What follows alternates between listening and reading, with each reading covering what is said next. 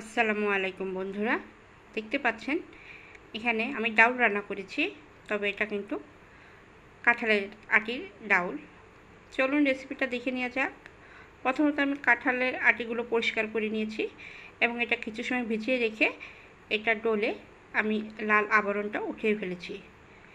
এখন এটা যাতে সহজে সিদ্ধ হয় সে কারণে ছোট ছোট করে কেটে নিয়েছি। দেখতে পাচ্ছেন এভাবে ছোট ছোট করে কেটে নিয়েছি। এখন এটাকে আমি সিদ্ধ করে নিব। ঝটপট যাতে সিদ্ধ হয়ে যায় সেই কারণে আমি ডাইরেক্ট প্রেসার কুকারে দিয়ে দিচ্ছি। এখানে দিয়ে দিলাম। প্রেসার কুকারে আমি কাঁঠালের আটিগুলো দিয়ে দিয়েছি।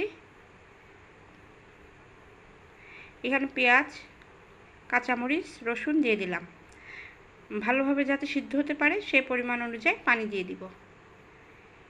এটাকে আমি 3 থেকে 4টা শীষ দিয়ে নিব যাতে একদম নরম হয়ে যায়।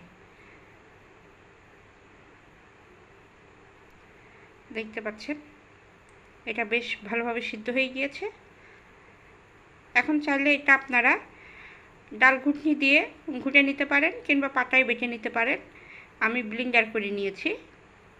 দেখতে পাচ্ছেন একদম মিহি হয়ে গিয়েছে। এখন এর মধ্যে আমি গুঁড়া মশলা ব্যবহার করব। 2 টেবিল চা চামচের লবণ দিয়ে দিচ্ছি এবং হাফ চা চামচ হলুদ দিয়ে দিব।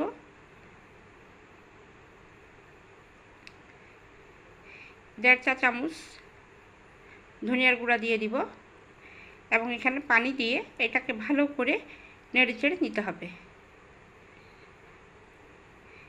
দেখতে পাচ্ছেন এটা বেশ ঘন হয়ে আসছে, এটা উতলে গিয়েছে। এখন এটাকে আমি তেলে দিয়ে দিব।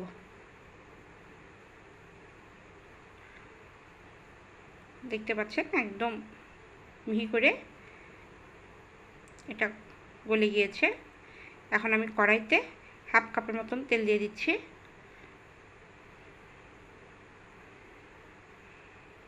এখানে 2-3টা শুকনো মরিচ এবং একটা তেজপাতা দিয়ে দিব। এটাকে ভালো করে নেড়েচেড়ে ভাজতে হবে। দেখবেন একটা দারুণ ফ্লেভার আসবে শুকনো মরিচ দিয়ে। এটা একদম ভাজা হয়ে গিয়েছে। এর মধ্যে পেঁয়াজ কুচি, রসুন কুচি দিয়ে দিব। এটাকে কিছু সময় ভেজে নিতে হবে ভালো করে।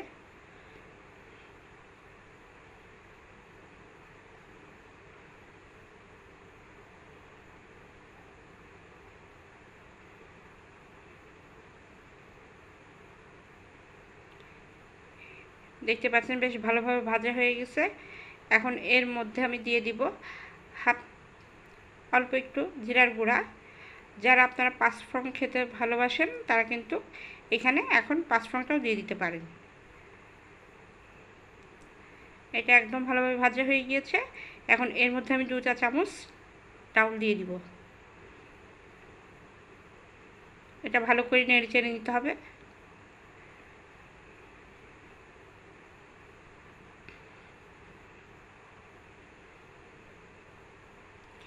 এখন আমি এটা ডাউলের মধ্যে দিয়ে দিব।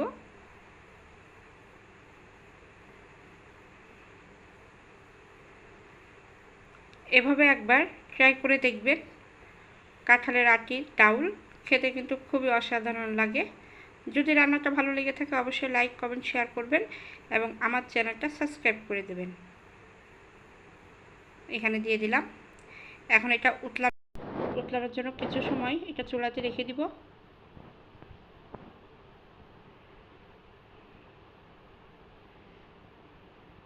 আমার রান্নাটা কিন্তু একদম হয়ে গিয়েছে। আসসালামু আলাইকুম।